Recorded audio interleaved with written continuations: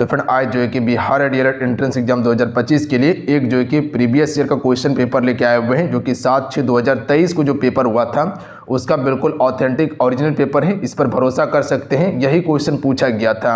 देखिए पूरा 1 से लेके 120 क्वेश्चन आपको कंप्लीट करके दिखाएंगे कैसा क्वेश्चन पूछा गया है, और आप सभी को हम बताते हैं और बहुत सारा दिखाए भी होंगे कि हूबहू क्वेश्चन जो कि रिपीट कर लिया जाता है। जो प्रीवियस ईयर क्वेश्चन है वहां से क्वेश्चन हूबहू रिपीट किया जाता है, तो इसे कंप्लीट जरूर कवर कर लीजिएगा आप सभी, और शुरू से अंत तक सॉल्व करने के बाद अपना स्कोर भी देखिएगा कितने स्कोर कर पा रहे। तो चलिए शुरू करते हैं। फ्रेंड आज की इस वीडियो को लाइक करके शेयर अपने दोस्तों में जरूर कीजिएगा, अपना प्यार इस वीडियो को जरूर दीजिएगा आप सभी। आइए पहला सेक्शन जो है कि हम सभी विज्ञान से कंप्लीट करते हैं। देखिए क्वेश्चन नंबर इधर उधर हो सकता है, इसके लिए टेंशन नहीं लेना है, पूरा हम 1 से लेकर 120 क्वेश्चन आपको कंप्लीट करवाने वाले हैं। क्वेश्चन है कि क्रिप्टोगेमस एक है। ध्यान से क्वेश्चन को देखिएगा आप सभी। क्वेश्चन क्या पूछा गया, किस पैटर्न का क्वेश्चन पूछा गया है, तो याद रखिएगा बिना बीज वाले पौधे होते हैं क्रिप्टोगेमस, तो ऑप्शन में एक करेक्ट आंसर होगा। अगला क्वेश्चन है कि आनुवांशिकता का जनक कौन है, तो राइट आंसर हो जाएगा ग्रेगर जोहान मेंडल, तो ऑप्शन में सी राइट आंसर हो जाएगा। देखिए इसने अपनी रिसर्च करने के लिए जो कि मटर का जो पौधा होता है उसी का उपयोग किया था ग्रेगर जोहान मेंडल ने। अगला क्वेश्चन है कि अष्टक का नियम किस तत्व पर लागू पाया गया है। देखिए अष्टक के नियम की बात किया जाए तो ये कैल्शियम तक ही पाया गया है, याद रखिएगा आप सभी, क्योंकि कैल्शियम के बाद जो प्रत्येक 8वें तत्व का जो गुण होता है, याद रखिएगा वो प्रारंभिक गुण से भिन्न होता है, इसीलिए कैल्शियम तक जो है कि आपका अष्टक का नियम लागू होता है, तो ऑप्शन में सी करेक्ट आंसर होगा। अगला है ओजोन परत में छेद होने के कारण मानव शरीर का कौन सा अंग सबसे ज्यादा प्रभावित होता है। देखिए ओजोन परत जो है ये हमारी रक्षा करता है, यह पृथ्वी का कवच भी कहा जाता है, क्योंकि सूर्य से जो पराबैंगनी किरण आते हैं उससे जो है कि रक्षा करता है। ध्यान दीजिएगा आप सभी, जो कि खतरनाक किरण है पराबैंगनी किरणें, जो कि त्वचा पर पड़ने के बाद कैंसर होने की संभावना होता है, तो ऑप्शन में बी करेक्ट आंसर होगा। अच्छा आप सभी को पता है कि ओजोन परत में छिद्र हो रहा है, इसका कारण क्या है, तो क्लोरोफ्लोरोकार्बन मुख्य रूप से इस छिद्र होने का कारण है, जिसे हम सभी CFC के नाम से जानते हैं। CFC हो सकता है शॉर्ट में देखिए पूछ लिया जाए, तो ध्यान रखिएगा आप सभी। अगला है अधिकांश कवकों की कोशिका भित्ति किसकी बनी होती है, तो काइटिन के बनी होती है, ऑप्शन में ए राइट आंसर होगा। अगला क्वेश्चन यहाँ पर ध्यान दीजिएगा 2311X के परमाणु में न्यूट्रॉनों की संख्या क्या होती है। देखिए ऊपर जो है ये द्रव्यमान की संख्या है और नीचे क्या है, प्रोटॉनों की संख्या है, तो जब भी अगर न्यूट्रॉन की संख्या अगर निकालना है तो ये दोनों में माइनस कर लीजिए, यानी कि द्रव्यमान संख्या माइनस प्रोटॉनों की संख्या बराबर न्यूट्रॉन की संख्या होता है, तो 23 - 11 कीजिएगा तो कितना हो जाएगा, 12 बचेगा, तो 12 हो जाएगा न्यूट्रॉनों की संख्या, ऑप्शन में डी करेक्ट आंसर होगा। अगला है पदार्थ का वर्गीकरण किस आधार पर होता है। चलिए क्वेश्चन में 52 का राइट आंसर कीजिएगा आप सभी। देखिए पदार्थों का जो वर्गीकरण होता है यह आपका भौतिक और रासायनिक गुणधर्म पर किया जाता है, यानी कि ऑप्शन में डी राइट आंसर होगा। देखिए फ्रेंड्स को बताते हैं कि आप इस सेशन को लाइक जरूर कर लिया कीजिए, ये जो इतना मेहनत कर रही है सिर्फ आप ही के लिए मेहनत कर रहे हैं, ताकि हम आपको बेहतर कंटेंट दें, वो चीज़ें आपको दे दें जो पेपर में पूछा जा रहा है। तो सेशन को एक लाइक जरूर कर दीजिएगा, अपना प्यार जरूर दीजिएगा, और इसी प्यार के खातिर निरंतर हम आपके लिए मेहनत कर रहे हैं। क्वेश्चन में 53 है कि पायरुवेट विखंडन के उपरांत कार्बन डाइऑक्साइड जल तथा ऊर्जा देता है, यह क्रिया कहाँ संपन्न होती है। तो देखिए ये क्रिया जो है कि आपका माइटोकॉन्ड्रिया में संपन्न होती है, तो ऑप्शन में बी करेक्ट आंसर होगा। अच्छा माइटोकॉन्ड्रिया को हम क्या कहते हैं, कोशिका का पावर हाउस कहते हैं। ये जो ऊर्जा है ATP के रूप में जो है कि संग्रहित करके रखता है, ध्यान दीजिएगा आप सभी। देखिए आप सबको बताना चाहते हैं बिहार डीएलएड प्रवेश परीक्षा 2025 के लिए ई बुक लॉन्च कर दिया गया है। बहुत सारे बच्चे डिमांड कर रहे थे। ये ई बुक आपका साइंस, हिंदी और सामाजिक विज्ञान का ई बुक है। इसमें मोस्ट इंपॉर्टेंट ऑब्जेक्टिव प्रश्न दिया गया है, 1500 प्लस प्रश्न आपके लिए रखे हुए हैं, जो कि हाईएस्ट स्कोर करने में आपको मदद करने वाला है, रामबाण की तरह लास्ट में काम करने वाला है आपके लिए। तो कम से कम इसको आप सभी डाउनलोड करके पढ़ लीजिए, बिल्कुल समझ लीजिए कि आपके लिए कैप्सूल है, इसको सिर्फ आप सभी पचा लीजिए, काम आपका बन जाएगा। बहुत ही कम प्राइस इसका रखे हुए हैं, ताकि सभी बच्चे इसे अफोर्ड कर लें और सभी बच्चे इसको पढ़ के जाएं और हाईएस्ट स्कोर कर पाए पेपर में। इसमें सारा सेक्शन हम मेंशन कर दिए हुए हैं, कुछ स्पेशल टॉपिक भी इसमें प्रोवाइड कर दिए, जैसे कि हिंदी में अलंकार का वेटेज ज़्यादा रहता है। तो अलंकार का टॉपिक वाइज क्वेश्चन हम प्रोवाइड कर दिए हैं लगभग 100। उसी प्रकार से छंद हो गया, रस हो गया, समास हो गया, संधि विच्छेद का, ये टॉपिक वाइज कुछ क्वेश्चन हम प्रोवाइड कर दिए हैं। तो बेस्ट ई बुक आपके लिए रहने वाला है, कम समय में बेहतर आपसे स्कोर कर पाइएगा। तो जिसको लगता है कि हाँ तैयारी में कुछ कसर है तो इस ई बुक को डाउनलोड करके पढ़ लीजिए, काम आपका हो जाएगा, हाईएस्ट स्कोर कर पाइएगा आप सभी। ये PYQ बेस्ड बनाया गया है, यानी कि जिस प्रकार से क्वेश्चन पूछा गया उसी प्रकार से ये क्वेश्चन हम तैयार किए हुए हैं। तो इसको कम से कम आपको पढ़ना चाहिए मेरे ख्याल से। तो जाइए डाउनलोड कीजिए और पढ़ना चालू कीजिए। लिंक डिस्क्रिप्शन में और कमेंट बॉक्स में पिन कर दिए हैं, लिंक पे क्लिक करके डायरेक्ट वेबसाइट पे जाइएगा, वहां से आप सभी इसको डाउनलोड कर लीजिएगा, ठीक है। उसके बाद मोबाइल में आपका सेव हो जाएगा। तो जाइए डाउनलोड कीजिए और पढ़ना चालू कर दीजिए और एक सीट पक्का कीजिए सरकारी कॉलेज में आप सभी। अच्छा, कोशिका का दिमाग किसे कहा जाता है? केंद्रक को याद रखिएगा आप सभी, जिसे न्यूक्लियस कहा जाता है। अगला है कि चंद्रमा का द्रव्यमान पृथ्वी के द्रव्यमान का 0.012 गुना तथा व्यास पृथ्वी के व्यास का 0.25 गुना है, तो जी का मान चंद्रमा पर क्या होगा? आपको पता होना चाहिए कि जो द्रव्यमान होता है चाहे वो चंद्रमा पर हो या पृथ्वी पर हो, वो द्रव्यमान समान ही रहेगा। मान लीजिए कि एक मोटा आदमी था, मोटा आदमी को पृथ्वी पर से अगर चंद्रमा पर ले जाएंगे तो क्या हो जाएगा? वो पतला होगा? नहीं होगा, यानी कि वो जिस आकार का है उसी आकार का रहेगा। तो द्रव्यमान में कोई भी परिवर्तन नहीं होता है, बट भार में परिवर्तन हो जाता है चंद्रमा पर ले जाने के बाद। तो इसका डी करेक्ट आंसर होगा, पृथ्वी पर इसका मान बराबर होगा। ध्यान दीजिएगा आप सभी, द्रव्यमान में कोई भी परिवर्तन नहीं होगा। समझ में आ गया? भार में परिवर्तन होता है। अगला क्वेश्चन है कि विद्युत चुंबक प्रेरण की खोज किसने की थी?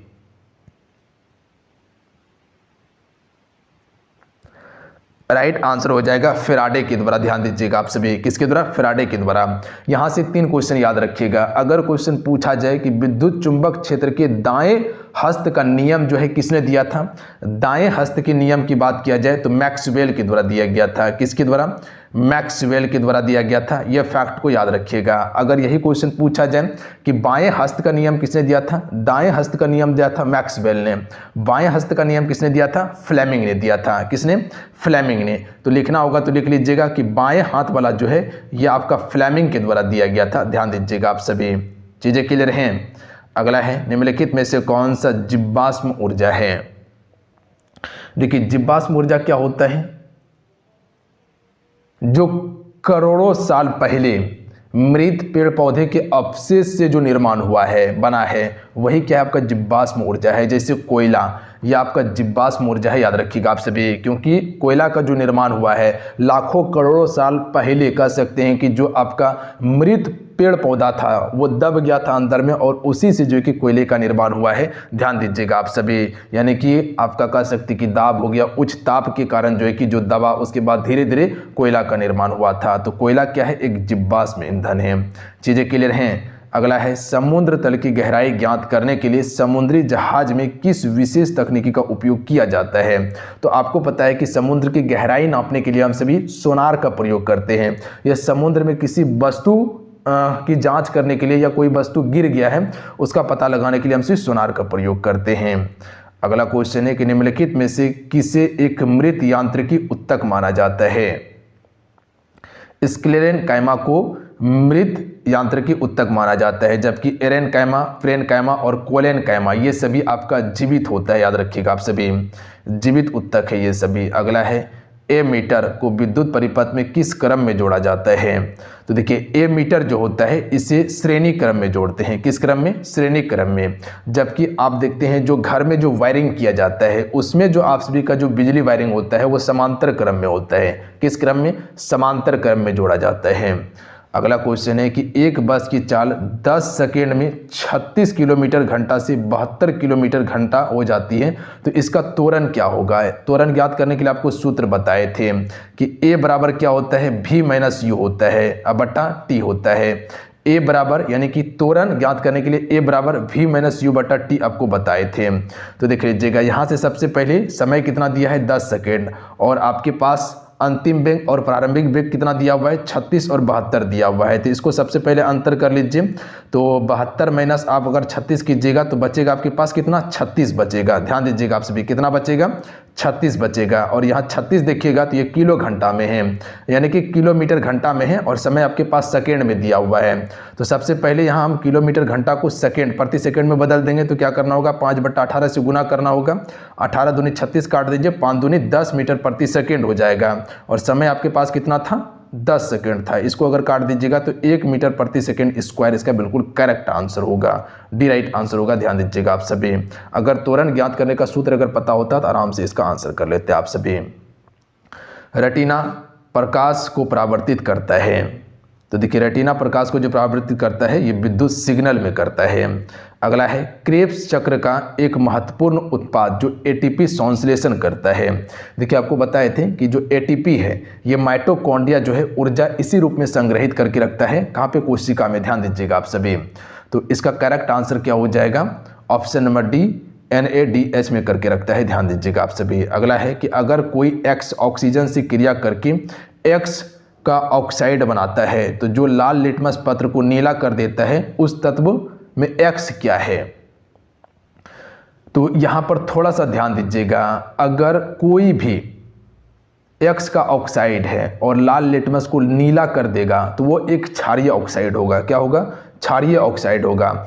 और आप सभी जानते हैं कि जो आप सभी का जो क्षारीय ऑक्साइड बनता है वो सिर्फ धातु ही क्षारीय ऑक्साइड बनाता है। तो ऑप्शन में बी करेक्ट आंसर होगा। अगला है किसानों के द्वारा फसल चक्र का उपयोग किसकी वृद्धि हेतु किया जाता है। सबसे पहले ये समझिए कि फसल चक्र क्या होता है, अलग अलग मौसम में अलग अलग फसल लगाना, याद रखिएगा आप सभी। इससे मृदा का उर्वरता बढ़ता है। ध्यान दीजिएगा आप सभी।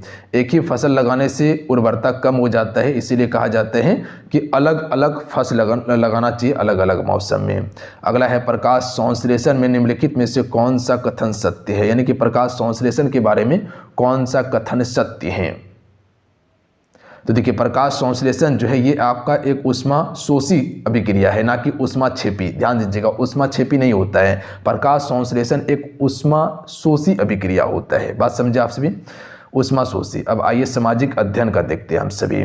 क्वेश्चन है कि विधान परिषद की स्थापना को भारत के संविधान के अनुच्छेद डैश में परिभाषित किया गया था। तो देखिए अनुच्छेद से क्वेश्चन पूछा गया है तो संभावना है कि अनुच्छेद से पेपर में क्वेश्चन बन सकता है आपका। तो ध्यान दीजिएगा, जो आप सभी 169 देख रहे हैं ये आपका विधान परिषद की स्थापना से संबंधित अनुच्छेद है। अगर वहीं विधानसभा की बात किया जाए तो इसकी स्थापना से संबंधित अनुच्छेद जो है अनुच्छेद 70 है, याद रखिएगा आप सभी, अनुच्छेद 70। अच्छा, अनुच्छेद 72 जो देख रहे हैं किससे संबंधित है, तो राज्य में विधायिका के कार्यकाल से संबंधित है, याद रखिएगा आप सभी। बात समझ गए। अगला है प्राथमिक ऊर्जा का उदाहरण नहीं है। देखिए प्राथमिक ऊर्जा में क्या क्या आ जाएगा, जैसे प्राकृतिक गैस हो गया, पेट्रोलियम हो गया, कोयला हो गया, ये सभी प्राथमिक ऊर्जा का उदाहरण है। जबकि विद्युत जो है ये प्राथमिक ऊर्जा का उदाहरण नहीं है, ये द्वितीय ऊर्जा का उदाहरण है, याद रखिएगा आप सभी। बात समझ गए आप सभी। अगला है तेलुगु स्वाभिमान का नारा किस राज्य में दिया गया था, तो आंध्र प्रदेश में दिया गया था। क्योंकि आप सभी को पता है जैसे तेलुगु की बात किया गया है तो तेलुगु या तो तेलंगाना या तो आंध्र प्रदेश में बोला जाता है। 2011 जनगणना के अनुसार भारत की कितनी प्रतिशत आबादी द्वितीय कार्यों में लगी है, तो देखिए ऑप्शन में सी राइट आंसर होगा 0.243 इसका बिल्कुल करेक्ट आंसर होगा। किस पतन का नया नाम जवाहरलाल नेहरू पतन रख दिया गया है। पतन कौन सी बंदरगाह के नाम से जानते हैं, इसे हम सभी कहते थे मुंबई पतन या नाहवा सेवा बंदरगाह के नाम से जानते थे, याद रखिएगा आप सभी। किस नाम से जानते थे, नाहवा सेवा बंदरगाह के नाम से जानते थे, जिसकी स्थापना जो है कि 1988 से 89 के बीच में किया गया था। तो ऑप्शन में ए राइट आंसर होगा। ये देखिएगा तो सबसे बड़ा कह सकते हैं आपका कंटेनर बंदरगाह है नाहवा सेवा, यानी कि जवाहरलाल नेहरू बंदरगाह। अगला है कि सर्वप्रथम कॉमन सेंस की रचना किसने की थी, तो इसकी रचना थॉमस पाइन के द्वारा किया गया था और ये 1776 में हुआ था। कब, 1776। अगला क्वेश्चन है कि भारत में निष्पक्ष निर्वाचन की प्रक्रिया के संचालन का दायित्व किस पर है। देखिए निष्पक्ष निर्वाचन की बात किया जाए, जितने भी चुनाव होता है, चाहे वो राष्ट्रपति का चुनाव हो या आप सभी कह सकते हैं कि संसद का चुनाव हो या कह सकते हैं कि विधान मंडल का चुनाव हो, ये सभी का चुनाव कराने का जिम्मेदारी किसका होता है, तो ये आपका निर्वाचन आयोग का होता है। तो ऑप्शन में सी राइट आंसर होगा। अनुच्छेद 324 जो है निर्वाचन आयोग से संबंधित है। अगला है इनमें से भारत की सबसे बड़ी जनजाति कौन सी है। यहाँ से ध्यान दीजिएगा, 3 क्वेश्चन आपको बताएंगे और तीनों क्वेश्चन याद रखिएगा, हो सकता है किसी न किसी शिफ्ट में पूछ लिया जाए। देखिए भील जो है 2011 जनगणना के अनुसार सबसे बड़ी जनजाति है। दूसरी सबसे बड़ी जनजाति अभी के समय में गोंड है, याद रखिएगा आप सभी, गोंड है। और तीसरी सबसे बड़ी जनजाति जो है वो आपका संथाल जनजाति है, याद रखिएगा आप सभी। कौन सी जनजाति? संथाल जनजाति। और संथाल जनजाति जो देखते हैं इसकी भाषा संथाली है, जो कि 2003 में, याद रखिएगा 2003 में जो आपका 8वीं अनुसूची है जिसमें 22 भाषा को दर्जा दिया गया है, उसी में इस भाषा को भी सम्मिलित किया गया, यानी कि संथाली भाषा को। तो ध्यान रखिएगा, ऑप्शन में डी करेक्ट आंसर होगा, भील सबसे बड़ी जनजाति है। जेम्स वाट ने किस यंत्र का आविष्कार किया था? तो करेक्ट आंसर हो जाएगा ऑप्शन नंबर बी, वाष्प इंजन का आविष्कार किया था। ध्यान दीजिएगा आप सभी। अगला क्वेश्चन है कि कांवर झील बिहार के किस जिले में स्थित है? देखिए कांवर झील की अगर बात किया जाए तो ये आपका बेगूसराय जिले में है। ध्यान दीजिएगा आप सभी, बेगूसराय जिले में है और इसे पक्षी विहार का दर्जा जो मिला था वो 1987 में मिला था। कब? 1987 में पक्षी विहार का दर्जा। और 2020 में इसे फाइनल कर सकते हैं कि इसे जो है कि रामसर स्थल में शामिल किया गया है। याद रखिएगा आप सभी, रामसर स्थल में कब शामिल किया गया? आर्द्रभूमि में। तो ध्यान दीजिएगा आप सभी, 2020 में शामिल किया गया। और जो आपसी कांवर झील पक्षी विहार देख रहे हैं ये राज्य का एकमात्र कह सकते हैं कि आर्द्रभूमि स्थल है जिसे रामसर साइड में शामिल किया गया है। भारत के प्रथम मुख्य चुनाव आयुक्त कौन थे? तो याद रखिएगा सुकुमार सेन। कौन थे? सुकुमार सेन। अच्छा, इसका कार्य अवधि की बात किया जाए तो ध्यान दीजिएगा 1950 से लेकर 1958 तक था। अगला प्रश्न देखिएगा, द्वितीय विश्व युद्ध में धुरी राष्ट्र में कौन सा देश सम्मिलित नहीं था? अब यहाँ पर थोड़ा सा गौर कीजिएगा, जो कल का जो हम आपको सेशन दिए हुए थे जिसमें एक टॉपिक आपको बताए थे और उसमें लिखे हुए थे कि यहाँ से प्रश्न आपके पेपर में निश्चित पूछा जाएगा, तो किसी बच्चे को लग रहा था नहीं पूछा जाएगा प्रश्न। तो ध्यान दीजिएगा, आपके सामने में प्रश्न है और वहाँ जाके उस वीडियो को देखिएगा। वो एक ऐसा टॉपिक है, प्रथम विश्व युद्ध और द्वितीय विश्व युद्ध, वहाँ से प्रश्न बनता ही बनता है, चाहे वो किसी भी तरह से बने प्रश्न आएगा पेपर में। इसीलिए बताए थे कि यहाँ से प्रश्न निश्चित है कि पूछा जाएगा आपके पेपर में। तो जिसको लगता था नहीं पूछा जाएगा तो आप देख लीजिए पूछा गया है आपके पेपर में। अगर जो वीडियो देखे होंगे, क्लास देखे होंगे, आराम से इस प्रश्न का आंसर कर दीजिएगा। और जिसको लगता है कि नहीं पूछा जाएगा, आराम से सोइए, कहीं कोई दिक्कत नहीं है। और जिसको लगता है कि हाँ जो हम पढ़ा रहे हैं वो प्रश्न आएगा, तो आराम से पढ़िए, कहीं कोई दिक्कत नहीं है आपको। हम आपको इतना आश्वासन देते हैं कि जितना हम तैयारी करवा देंगे अच्छा स्कोर कर पाइएगा पेपर में बेहतरीन तरीके से। तो द्वितीय विश्व युद्ध में धुरी राष्ट्रों में कौन सा देश सम्मिलित नहीं था? तो याद रखिएगा आप सभी, इसमें आपका सोवियत संघ सम्मिलित नहीं था, यानी कि option number B right answer होगा, सोवियत संघ, रूस। याद रखिएगा आप सभी। अच्छा, धुरी राष्ट्र में शामिल कौन कौन सा था? एक आपका जर्मनी हो जाएगा, लिखना शुरू कीजिएगा आप सभी, जर्मनी हो जाएगा। इसके अलावा जापान हो जाएगा, याद रखिएगा, जापान हो जाएगा, जापान हो जाएगा। इसके अलावा याद रखिएगा इटली हो जाएगा, इटली। ये सभी आपका धुरी राष्ट्रों में शामिल था। जबकि आपका सोवियत संघ जो है ये आपका मित्र राष्ट्र में शामिल था। अच्छा, मित्र राष्ट्र में कौन कौन सा देश शामिल था? ब्रिटेन हो गया, उसके बाद अमेरिका हो गया और आपका कह सकते हैं कि रूस हो गया। ये सभी आपका मित्र राष्ट्र में था। चीज़ें क्लियर हैं? अगला है, बालाघाट खानों में निम्नलिखित में से किस खनिज का खनन किया जाता है? देखिए हम आपको वही चीज़ें प्रोवाइड कर रहे हैं जो पेपर में पूछा जाता है, इधर उधर भटकाने का कोई काम नहीं है। बहुत सारा ऐसा है कि आपको भटकाते जा रहे हैं, क्या पूछेगा क्या नहीं पूछेगा कोई मतलब नहीं, जो मन तो आपको दे रहा है। तो थोड़ा सा आप ध्यान से पढ़िए, वही चीज़ें पढ़िए जो पेपर के लिए इंपॉर्टेंट है। मैग्नीज याद रखिएगा। अगला है, निम्नलिखित में से कौन खरीफ फसल का उदाहरण है? तो देखिए खरीफ फसल, रबी फसल और जायद फसल के बारे में आपको बताए हैं। तो चावल जो है ये खरीफ फसल है, जबकि मटर हो गया, गेहूं हो गया, चना ये रबी फसल का उदाहरण है। बात समझ गए आप सभी? निम्नलिखित में से कौन सा एक डेयरी पशु नहीं है? तो ध्यान दीजिएगा, डेयरी पशु क्या है? जैसे भैंस हो गया, गाय हो गया और बकरी, ये सभी डेयरी पशु है, जबकि ऊँट नहीं है। ध्यान दीजिएगा आप सभी, ऊँट नहीं होगा। अगला क्वेश्चन देख लीजिएगा कि पृथ्वी के अक्ष के सिरों को क्या कहते हैं? यहाँ ध्यान दीजिएगा, जैसे कि कह सकते हैं ये पूरा पृथ्वी का ग्लोब है, इस अक्ष को और इस अक्ष को क्या कहते हैं? तो आपको पता है कि ये उत्तरी ध्रुव और ये दक्षिणी ध्रुव है। इसे हम सभी 90 डिग्री उत्तरी ध्रुव कहते हैं और इसे हम सभी 90 डिग्री साउथ यानी कि दक्षिणी ध्रुव कहते हैं। इसे हम सभी क्या कहते हैं? विषुवत रेखा कहते हैं या भूमध्य रेखा कहते हैं या 0 डिग्री अक्षांश रेखा कहते हैं। इसे हम सभी देशांतर रेखा कहते हैं या ग्रीनविच रेखा कहते हैं। इससे आपका समय का निर्धारण होता है ग्रीनविच रेखा से, और इससे आपका मौसम का पता चलता है। याद रखिएगा आप सभी। 23.5 डिग्री ऊपर जो है वो कर्क रेखा है और 23.5 डिग्री नीचे आपका मकर रेखा होता है, तो इसे ध्रुव के नाम से जानते हैं। बात समझ गए। अगला है कि इनमें से किस देश को सामाजिक विभेद के कारण विखंडन का सामना करना पड़ा था? यूगोस्लाविया को करना पड़ा था, डी करेक्ट आंसर होगा। रेशम मार्ग कहाँ से शुरू होता है? तो ये चीन से शुरू होता है। एल नीनो की उत्पत्ति किस देश के तट पर होती है? तो ये आपका पेरू बिल्कुल करेक्ट आंसर होगा, पेरू। अगला क्वेश्चन है कि बोबेन राजवंश जिसे फ्रांसीसी क्रांति के दौरान अपदस्थ कर दिया गया था, डैश की संधि पर हस्ताक्षर करने के बाद सत्ता में बहाल किया गया था। तो ये वियना का जब संधि हुआ था 1815 में, उसके बाद इसे सत्ता में बहाल किया गया था। तो ऑप्शन में सी करेक्ट आंसर होगा। अब यहाँ पर देखिएगा तार्किक विश्लेषणात्मक क्षमता यानी कि रीजनिंग का प्रश्न है।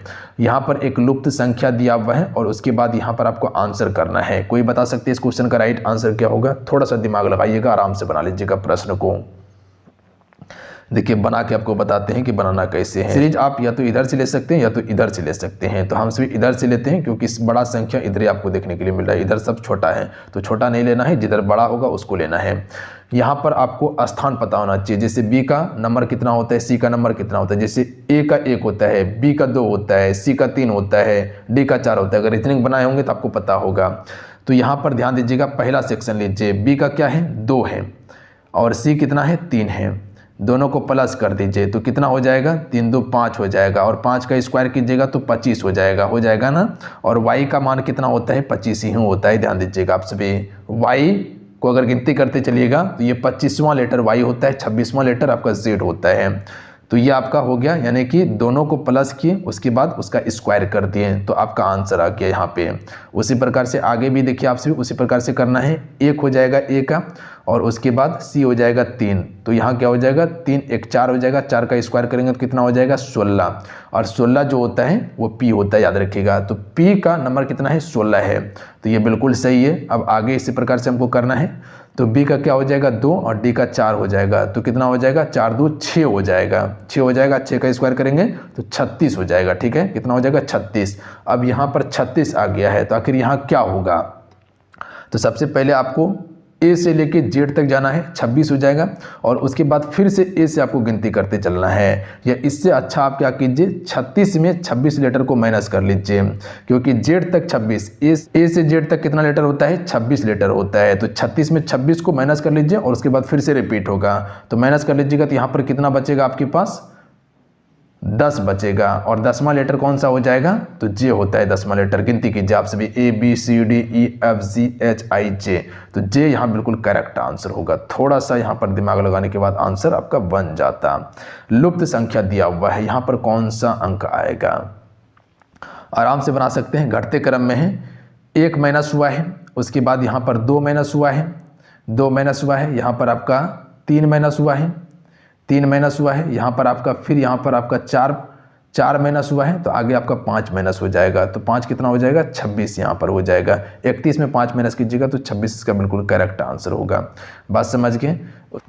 उसके बाद अगला सवाल देख लीजिएगा। ये रीजनिंग का सवाल है पर मैथमेटिक्स के तौर पर क्वेश्चन पूछा गया है। इसका आंसर बता देते हैं बट आपसे बनाने का कोशिश कीजिएगा। जैसे कि 108 दिया हुआ है और यहाँ पर 3 बॉक्स में अलग अलग रंग है। तो इसको 3 से गुना कीजिएगा और उसके बाद 6 से डिवाइड कीजिएगा तो 54 इसका करेक्ट आंसर हो जाएगा।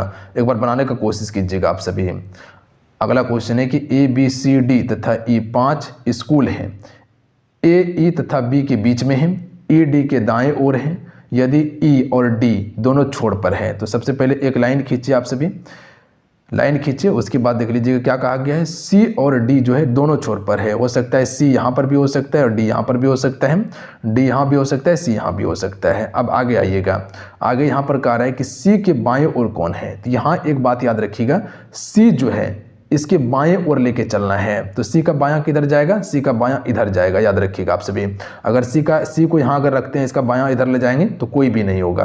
तो सी का बायां हमेशा ये साइड जाएगा, तब इसके बाएं का स्थान हम बता सकते हैं कि कौन था इसके बाएं में। तो अब हमको ये पता चल गया कि सी कहाँ बैठेगा, तो सी यहाँ बैठेगा और डी यहाँ बैठेगा। अब चलिए सवाल को बनाइएगा। 1 2 3 3 2 5। ए जो है ई और बी के बीच में है, तो ए ई और बी के बीच में हमेशा बैठेगा। तो ई को अगर यहाँ बैठाते हैं और ए को यहाँ बैठाते हैं और यहाँ पर बी को बैठा देते हैं, बात समझ गए। तो ए ई और बी के बीच में हो गया, कहीं कोई दिक्कत नहीं है। वहीं आगे कहा गया था कि ई जो है डी के दाएं है, तो यहाँ पर देखिएगा डी यहाँ पे है और इसके दाएं ई बैठा हुआ है, डी के दाएं ई बैठा हुआ है, बिल्कुल सही बैठा हुआ है, याद रखिएगा आप सभी। बाकी बात यहाँ सारा बैठ गया है। तो अब हमसे क्वेश्चन पूछा गया था कि सी के बाएं और कौन है स्कूल में, तो सी के बाएं और बी बैठा हुआ है, तो ऑप्शन में बी करेक्ट आंसर होगा। थोड़ा सा यहाँ पर दिमाग लगाना था। देखिए यहाँ पर पॉइंट दिया था पकड़ने के लिए और यहाँ से इसको पकड़ सकते थे कि सी के अगर बाएं और किसी को बैठाना है तो सी ये साइड नहीं बैठ सकता है, सी हमेशा इसी साइड बैठेगा, तब इसका बायां हम बता सकते हैं कि कौन बैठा है। अगर सी को यहाँ बैठा के इसका बायां लेते तो कुछ नहीं आता, ध्यान दीजिएगा, क्योंकि सी अंतिम में बैठा है। बात समझ गए। अगला है कि अगर आम फल है तो प्याज क्या है, तो राइट आंसर ऑप्शन में भी हो जाएगा, प्याज एक तना है, याद रखिएगा। अगला क्वेश्चन है कि यदि अतुल पाता है कि वह लड़कों की एक पंक्ति में दाएं से 12वें और बाएं से चौथे स्थान पे हैं, तो पंक्ति में कितने लड़कों को जोड़ा जाए ताकि पंक्ति में 28 लड़के हो सके। तो यहाँ समझिएगा आप सभी, अतुल पाता है कि वे लड़कों की एक पंक्ति में दाएं से, याद रखिएगा आप सभी, दाएं से कितना है, दाएं से 12वां है और बाएं से कितना है, ये बाएं से चौथे स्थान पे हैं। तो अब कितना लड़का अगर इसके बीच में हम जोड़ दें ताकि वो 28 लड़का का एक टोटल यहाँ से यहाँ तक पंक्ति बन जाए मेरा, बात समझ गए आप सभी। तो सबसे पहले अतुल को जोड़ लीजिए, दाएं और बाएं से जोड़ते हैं अतुल को, तो दाएं से हो जाएगा 12, बाएं से 4, टोटल हो गया 12 4 16। बट याद रखिएगा अतुल यहाँ पर भी गिनती हो रहा है और यहाँ पर भी गिनती हो रहा है, यानी अतुल 2 बार गिनती हो रहा है। तो एक ही आदमी को हम 2 बार गिनती नहीं कर सकते, एक आदमी को एक ही बार गिनती करेंगे, या तो दाएं से या तो बाएं से। तो क्या करना होगा, एक हमको घटाना होगा। तो 16 में एक घटा देंगे तो कितना बचेगा, 15 बचेगा, याद रखिएगा 15 बचेगा। अब कितना लड़का और जोड़े ताकि 28 पूर जाए, तो कितना लड़का जोड़ने के बाद 28 पूरेगा, तो 28 में 15 को माइनस कर दीजिए तो पता चल जाएगा कितना लड़का जोड़ना है। तो इधर से हो जाएगा 3, इधर से 1, 13 लड़का जोड़ना होगा।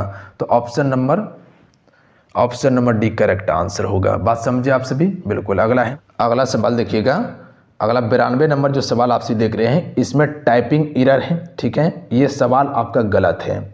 याद रखिएगा जो ये 7 जो दिया हुआ है शायद यहीं पर कुछ कन्फ्यूजन है जिसके कारण से ये सवाल नहीं बन पा रहा है। जो आयोग के द्वारा आंसर लिया गया है, आंसर आपको बताते हैं 23 और 28 लिया गया है। एक बार आप बनाने का कोशिश कीजिएगा, हालांकि अगर प्रॉपर सोल्यूशन हो जाता है तो फिर हम आपको इसका स्क्रीनशॉट टेलीग्राम पे लगा देंगे सोल्यूशन के साथ में। जहाँ पर ये मेरे ख्याल से जो 7 दिया हुआ है इसमें थोड़ा सा एरर लग रहा है, ठीक है, एक बार देख के आपको कंफर्म करेंगे। अगला क्वेश्चन है कि ऐसे गायकों की संख्या कितनी है जो कि ना तो स्त्री है और ना ही प्रबंधक है। तो देखिए यहाँ पर है प्रबंधक, गायक और स्त्री। तो क्या पूछा, ऐसे गायकों की संख्या कितनी है जो ना तो प्रबंधक होगा और ना ही स्त्री होगा। तो प्रबंधक ये है और स्त्री ये है, तो गायक ये हो जाएगा। ऐसे 15 गायक है जो कि ना तो प्रबंधक है और ना ही स्त्री है। तो ऑप्शन में भी करेक्ट आंसर होगा। अगला है, अंग्रेजी वर्णमाला के विपरीत क्रम में बाएं से 10वें अक्षर के दाएं 8वें अक्षर कौन सा होगा। यहाँ समझिएगा, बाएं से बात किया गया और विपरीत अक्षर की बात किया गया है, सीधा नहीं, ए से गिनती नहीं करना है, जेड से आपको गिनती करते चलना है। जेड से याद रखिएगा, जैसे कह सकते हैं कि जेड हो गया, यहाँ पर हो जाएगा वाई होगा, एक्स होगा, डब्ल्यू होगा, भी होगा, यू होगा, टी होगा, एस होगा, आर होगा। उसके बाद कह सकते हैं कि क्यू होगा, पी होगा, उसके बाद एन होगा, एम होगा, एल होगा, के होगा, जे होगा, आई होगा, उसके बाद एच होगा। इस प्रकार से आपको गिनती करते चलना था। तो बाएं से 10वें अक्षर, देखिए विपरीत क्रम में गिनती करना है बाएं से 10वें। तो 1 2 3 4 5 6 7 8 9 10 और अक्षर के दाएं। तो देखिए बाएं से 10वां अक्षर हम यहाँ तक आए, अब अक्षर का दायां डायरेक्ट सीधा जाएगा, अगर बायां का था तो घूम जाता। याद रखिएगा आप सभी, यहाँ पर ये जो हम सभी गए अपना बाएं से 10वें अक्षर तक गए, पर अब अक्षर के दाएं अगर बात किया जाए तो इसी लाइन में चलेंगे, अक्षर के दाएं। थोड़ा सा गौर कीजिएगा आप सभी, अगर यहाँ आपका दायां करता तब यहाँ से हम फिर रिवर्स हो जाते हैं, बट यहाँ अक्षर की दायां की बात किया गया है तो आगे चलेंगे हम सभी। तो अक्षर के दाएं 8वां अक्षर कौन सा होगा? तो अब आगे जो है कि आगे हमको यहाँ से दाएं 8 अक्षर गिनना है, तो यहाँ से हो जाएगा 10, यहाँ तक हो गया, 8 अक्षर आगे चलना है। तो पी के बाद यहाँ आपको आगे चलना है, तो एक हो जाएगा, देखिए यहाँ पर ओ होगा पहले, यहाँ पे एन ओ, उसके बाद पी होता है। तो 1 2 3 4 5 6 7 8, 8वां अक्षर हो जाएगा आपका आई होगा। तथा इस प्रकार से कर सकते हैं आप सभी कि 10 + 8 को जोड़ दीजिए, 10 + 8 कितना हो जाएगा? 18। गिनती कर लीजिए, 1 2 3 4 5 6 7 8 9 10 11 12 13 14 15 16 17 18, आई हो जाएगा इसका करेक्ट आंसर। बात समझे आप सभी? अगला क्वेश्चन देख लीजिएगा, एक श्रृंखला दिया गया है और इसका आंसर करना है। 6 7 15 46 185 है, तो अगली संख्या कौन सी होगी? तो यहाँ पर थोड़ा सा ध्यान दीजिएगा, अगर 6 गुना 1 करते हैं और प्लस 1 करते हैं तो कितना होता है? 7 होता है। उसी प्रकार से 7 गुना अगर 2 करते हैं और प्लस 1 करते हैं तो यहाँ 15 हो जाएगा। 7 दूनी 14 प्लस 1 15 हो जाएगा। अब 15 गुना 3 कीजिए, 15 तिया 45, अब प्लस यहाँ पर 1 कर दीजिए, तो 45 + 1 46 हो जाएगा, बिल्कुल हो जाएगा 46। अब 46 गुना हमको क्या करना है? 4 करना है, तो 46 गुना 4 आप प्लस 1 करेंगे, 46 गुना 4 प्लस 1 करेंगे तो कितना हो जाएगा? 185 हो जाएगा। ठीक है, 185 होगा। और 185 गुना अब हमको 5 करना है, प्लस 1 करना है, तो ये 926 इसका बिल्कुल करेक्ट आंसर होगा, ऑप्शन में ए। तो यहाँ से आपका रीजनिंग वाला सेक्शन कंप्लीट हो जाता है। अब आइए समान हिंदी का हम से भी देख लेते हैं। क्वेश्चन देखिएगा, वर्णों की आवृत्ति को डैश कहते हैं। देखिए, एक ही वर्ण की बार बार आवृत्ति हो तो इससे हमसे क्या कहते हैं? अनुप्रास अलंकार कहते हैं, याद रखिएगा आप सब। अगला है कि इनमें से कौन सा वाक्य अशुद्ध है? देखिए, अशुद्ध वाक्य है कि राम और राम का पुत्र बजाड़ गया, ये आपका अशुद्ध है। सही क्या होगा कि राम और उसका पुत्र बजाड़ गया, राम और उसका पुत्र बजाड़ गया, ये सही होता। एक राम घनश्याम हित चातक तुलसीदास में अलंकार है, तो एक राम घनश्याम हित इसमें रूपक अलंकार है, याद रखिएगा। कौन सा अलंकार है? रूपक। अगला है कि विद्यालय का संधि विच्छेद क्या होगा? तो विद्यालय का संधि विच्छेद होता है विद्या प्लस आलय होता है, और ये आपका दीर्घ स्वर संधि का उदाहरण है, क्योंकि जो आप सभी आ देख रहे हैं ये आ प्लस आ से मिलकर आ बनता है, इसमें दीर्घ स्वर संधि होता है। जो आप सभी विद्या प्लस आलय देख रहे हैं, यहाँ पर आ का प्रयोग हुआ है ना, बिल्कुल ये आपका दीर्घ स्वर संधि का उदाहरण है, तो विद्या प्लस आलय हो जाएगा, ऑप्शन में बी करेक्ट आंसर होगा। अगला है कि निम्न में से कौन सा वाक्य शुद्ध है? देखिए, शुद्ध वाक्य हो जाएगा कि वह दंड पाने योग्य है, ये बिल्कुल आपका सही है, बाकी बात ये सभी गलत है। देखिए, इसका शुद्ध क्या होगा कि भारत सरकार विद्वानों को पद्म भूषण की पदवी अर्पित कर रही है, ये गलत है। सही क्या होगा कि भारत सरकार विद्वानों को पद्म भूषण सम्मान देती है, ये सही होता। उसके बाद सी नंबर में दिया था कि वहाँ भरी भरकम भीड़ जमा थी, ये गलत है। सही होगा कि वहाँ बहुत भीड़ थी, वहाँ बहुत भीड़ थी। डी नंबर में दिया कि उनका बहुत भारी सम्मान हुआ, ये गलत है। सही होगा कि उनका बहुत सम्मान हुआ, ना कि भारी सम्मान हुआ, ये गलत है, ध्यान दीजिएगा। अगला है कि पहाड़ टूटना मुहावरे का अर्थ क्या होता है? भारी विपत्ति आना या संकट आना, तो संकट आना इसका बिल्कुल करेक्ट आंसर होगा, या भारी विपत्ति आना, तो डी राइट आंसर होगा। अगला क्वेश्चन है कि वह पैदल नहीं चल सकता, इस वाक्य में वाच्य है। देखिए, वह जो है ये एक सर्वनाम शब्द है, याद रखिएगा, और ये वह जो है ये किसी व्यक्ति को संबोधित करने के लिए हम सिर्फ प्रयोग करते हैं। वह एक आदमी है, तो याद रखिएगा जब भी ध्यान दीजिएगा कर्ता कर्म और क्रिया आए वहाँ पर कौन सा वाच्य हो जाएगा? कर्तृवाच्य होता है, याद रखिएगा आप सभी। कौन सा वाच्य? कर्तृवाच्य होता है। जैसे कह सकते कि राम पैदल नहीं चल सकता, तो पैदल कौन नहीं चल सक रहा है? राम नहीं चल सक रहा है, तो याद रखिएगा यहाँ कर्तृवाच्य होगा। अगला क्वेश्चन है कि आजकल पढ़े लिखे युवक नौकरी के लिए खाक छानते फिरते हैं, इस वाक्य में खाक छानना मुहावरे का अर्थ क्या होता है? तो मार मार फिरना या दर दर भटकना इसका बिल्कुल करेक्ट आंसर होगा, डी राइट आंसर होगा। अगला क्वेश्चन है कैव शोभाय कर्तारो धर्म गुण किसका कथन है? तो देखिए, ये जो कथन है वामन का कथन है। किसका कथन है? वामन का। अगला है कि घोड़े बेचकर सोना मुहावरे का अर्थ क्या होता है? तो याद रखिएगा बेफिक्र होकर सोना ना या निश्चित होकर सोना, तो डी राइट आंसर होगा। अगला है कि जब एक ही शब्द दो या दो से अधिक बार आए और उसका अर्थ भिन्न भिन्न हो, वो कौन सा अलंकार होता है? जैसे कहते हैं कनक कनक तेसे गुणी मदिकता अधिकाय, जे खाए बोराय जे पाए बोराय। तो कनक, एक कनक का अर्थ होता है सोना और एक कनक का अर्थ होता है धतूरा, यानी शब्द एक ही है पर अर्थ अलग अलग है। यहाँ पर यमक अलंकार होता है।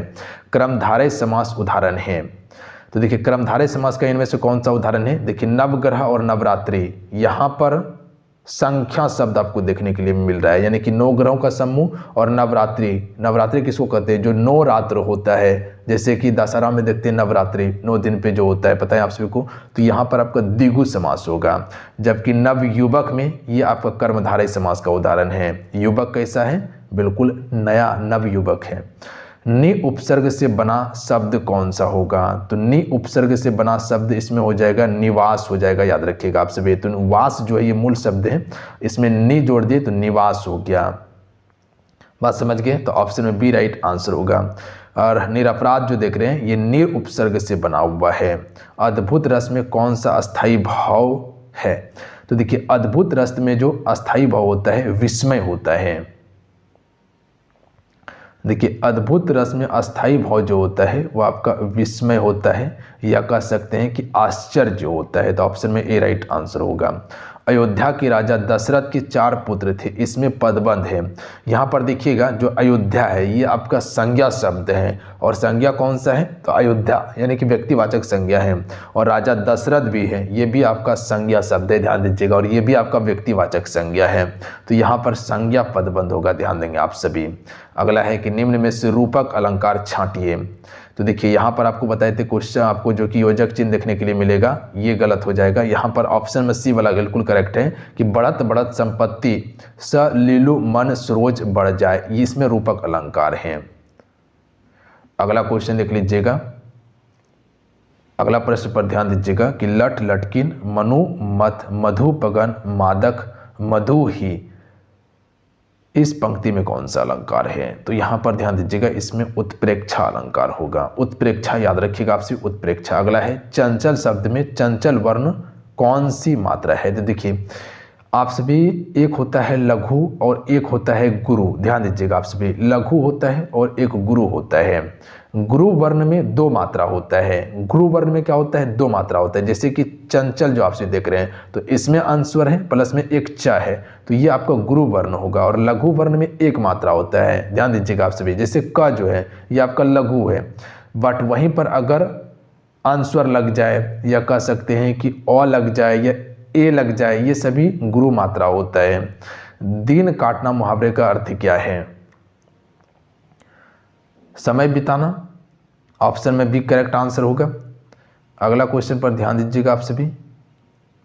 अगला क्वेश्चन है कि सुधी आए सुधी जाए, इस पंक्ति में कौन सा अलंकार है? सबसे पहले ये समझिए कि सुधी का अर्थ होता क्या है? होश होता है, याद रखिएगा।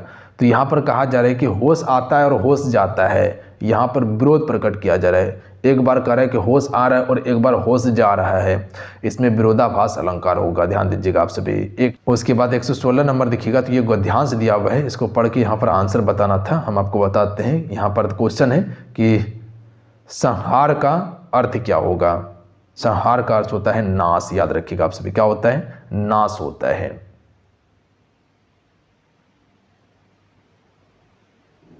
अगला क्वेश्चन देख लीजिएगा, नग्न में कौन सा समास है? अगला है कि नग्न में कौन सा समास है?